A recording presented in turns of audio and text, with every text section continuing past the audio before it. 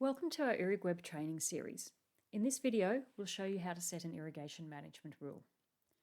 Irrigation management rules determine the irrigation application for the auto-irrigate function.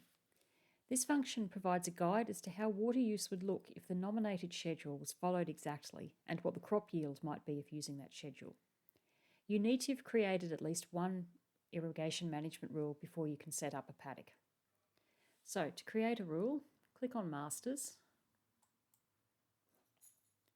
then Irrigation Management Rules, and add a new irrigation rule. The rule needs a unique name. I usually call mine by the amount of water that I want it to apply and the cycle time.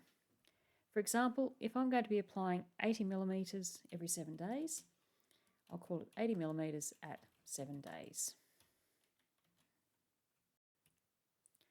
Next, select a delivery method from the drop-down box. For furrow irrigation, that'll be surface. The wetted area is the area of the soil surface that gets wet with an irrigation event.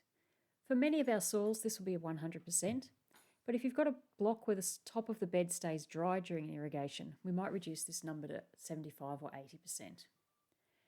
Because this block wets up pretty well, I'm going to put 100 there. And you'll notice I haven't put the percentage in.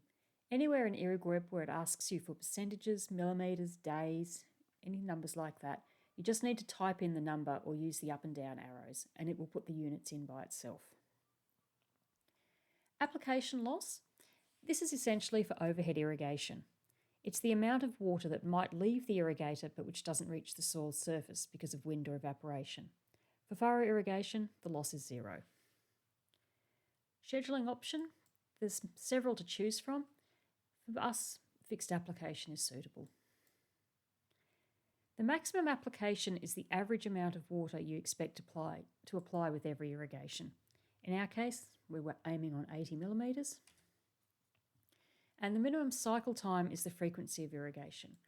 We're going with 7 days, but if you had a block that you could only get to, say, every 10 days, then you would enter 10 here. Now, and that's all the information we need to set up the rule. Just hit submit, and you'll see we have created a new rule. You can create as many rules as you like if you've got different areas of the farm with different management systems.